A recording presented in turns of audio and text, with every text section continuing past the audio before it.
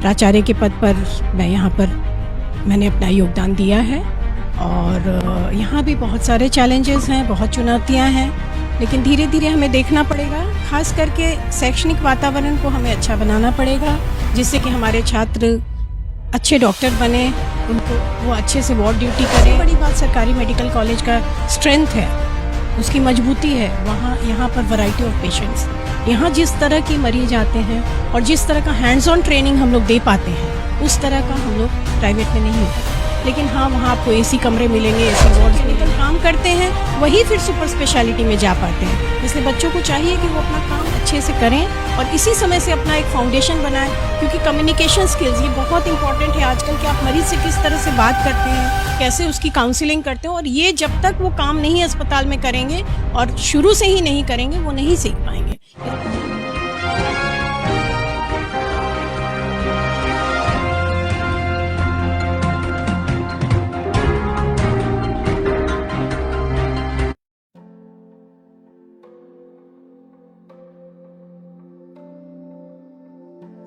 नमस्कार, news express India देख रहे हैं आप और मैं हूं आपके साथ प्रिंस राज। इस वक्त हम मुजफ्फरपुर के एसकेएमसीएच दरअसल मुजफ्फरपुर ही नहीं बल्कि पूरे बिहार की एक लाइफलाइन कही जाती है, और विशेषकर उत्तर बिहार की।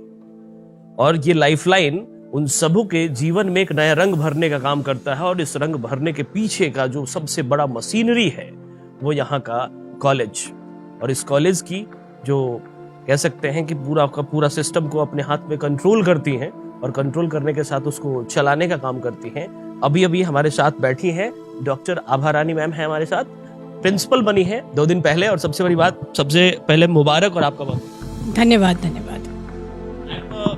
एसकेएमसीएच का क्योंकि इतना बड़ा हॉस्पिटल है, इतना बड़ा कॉलेज है इसका, और इसके प्रिंसिपल आप बने हैं, सबसे पहले कि जो पहले का आपका काम था और अब जो चैलेंजेस बने हैं, दोनों में क्या अंतर आपको? जी, इसके पहले मैं ऑप्स एंड गायनी विभाग की विभागाध्यक्ष थी, और वहाँ पर मुझे अपने गर्भवती माताओं को अच्छी सेवा देने, गुणवत्तापूर्ण सेवा देने का एक चैलेंज था, जो हमने जितना हो सका हमने किया। और कुछ लोगों का विश्वास भी एमसीएच हॉस्पिटल के प्रति बढ़ा, हमारी डिलीवरी की संख्याएं बढ़ी, हमारे ऑपरेशन की संख्याएं बढ़ी। लेकिन हाँ, अभी भी बहुत कुछ करना था। लेकिन मैंने 1 जून को प्राचार्य के पद पर मैं यहाँ पर मैंने अपना योगदान दिया है और यहाँ भी बहुत सारे चैलेंजेस हैं, बहुत चुनौतियाँ हैं, लेकिन धीरे धीरे हमें देखना पड़ेगा। खास करके शैक्षणिक वातावरण को हमें अच्छा बनाना पड़ेगा, जिससे कि हमारे छात्र अच्छे डॉक्टर बने, उनको वो अच्छे से वार्ड ड्यूटी करें, वो अपने पढ़ाई के प्रति वो हमें उनका इंटरेस्ट बढ़ाना पड़ेगा। इसके लिए शिक्षकों को अधिक मेहनत करनी पड़ेगी। सबसे पहले तो मैं सारे विभागाध्यक्ष को बुलाऊंगी, उन लोगों की समस्याओं को सुनूंगी, उन लोगों से जानूंगी कि कहाँ समस्याएं हैं, उसका किस तरह से हम निदान कर सकें और बेहतर से बेहतर शिक्षा का वातावरण बना सकें। छात्रों से भी मैं मिलना चाहूँगी। इसके अलावा मैं छात्रावास, ये सब सारे व्यवस्थाओं को देखूंगी और जहाँ तक हो सकेगा पूरे मन दिल से इसमें सुधार लाने की कोशिश करूँगी। गाइनों में आप थी, इतने लंबे समय तक आपने ये सेवा दिया है, और उसके बाद जो कि प्रिंसिपल के पद पे आप आई हैं, और अब आपके सामने चूंकि ओवरऑल सारी चीजें आपको देखनी है और एक बड़ी जिम्मेवारी आपके पास है, तो जो चैलेंजेस हैं उस चैलेंजेस को निपटने के लिए, चूंकि सारी प्लानिंग डिपार्टमेंट से मिलके होगी, लेकिन उसके बाद और भी जो सारी चीजें हैं, जैसे सबसे पहले कि उसके लिए उत्साह जो है, उसके लिए जोश है, जिन चीजों से लड़ा जा सकता है और चीजों को दूर किया जा सकता है, उसके बारे में क्या कहेंगे, उसका अर्जन कैसे? देखिए, कोई भी काम अकेले नहीं होता है, ये एक टीम वर्क होता है। हमारे ऑफिस स्टाफ इसमें महत्वपूर्ण भूमिका निभाते हैं। इसके अलावा छोटी छोटी कमेटियां बनी रहती है, जैसे हमारी करिकुलम कमेटी है, वो मेडिकल एजुकेशन को देखती है। आजकल एनएमसी पूरी तरह से चेंज हो गया। हम लोगों ने जिस तरह से एमसीआई के अंतर्गत शिक्षा पाई थी, अब एनएमसी आएगा, और एनएमसी का पठन पाठन एक अलग तरह का चैलेंज है। तो इसके लिए हमने उसका भी एक कमेटी बनाएंगे हम लोग। उसके अलावा एकेडमिक सेक्शन की कमेटी होती है, स्टूडेंट्स सेक्शन होता है, स्टेट ऑफिसर होता है, वार्डन होते हैं। ये पूरा एक टीम वर्क है, एक अकेला कोई कुछ नहीं कर सकता है। और हम सभी लोग यहाँ पर, इसके लिए विकास सर ने पहले बहुत ही अच्छा काम किया है, अब हमें उसको मेंटेन करना है और आगे ले जाना है।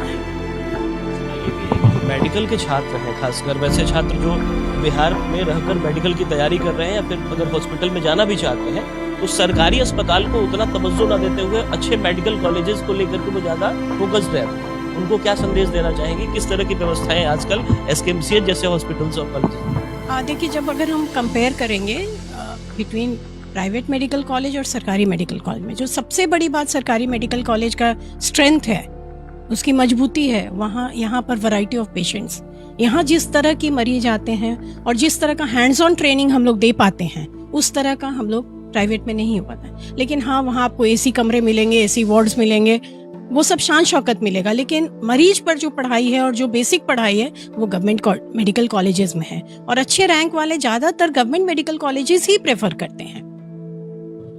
सवाल मैम इसमें हो सकता है कि जो जैसे स्टूडेंट्स हैं, खासकर प्रैक्टिस जो लास्ट एमबीबीएस के लास्ट ईयर के जो डॉक्टर्स अमूमन कहे जाते हैं, उन लोगों की जो ट्रेनिंग होती है उसमें सेवा भावना जो है कहीं ना कहीं सरकारी क्षेत्र में ज्यादा होता है।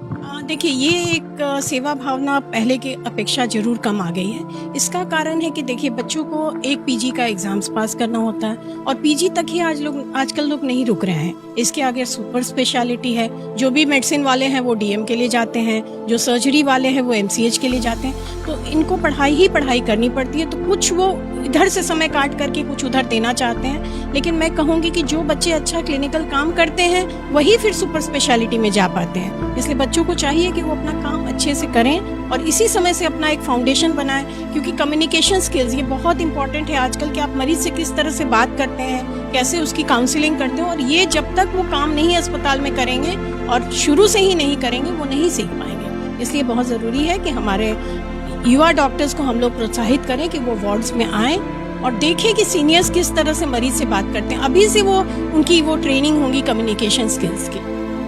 शुक्रिया मैम इन सभी सवालों को बेबाकी से इसका जवाब देने के लिए। धन्यवाद। ये उम्मीद करते हैं कि एसकेएमसीएच के नेतृत्व में एक नई ऊंचाई, एक नया आयाम कुछ होएगा। बहुत जल्द आपके साथ मिलेंगे, अपडेट्स और खबर से आपको करते रहेंगे। बने रहिए हमारे साथ।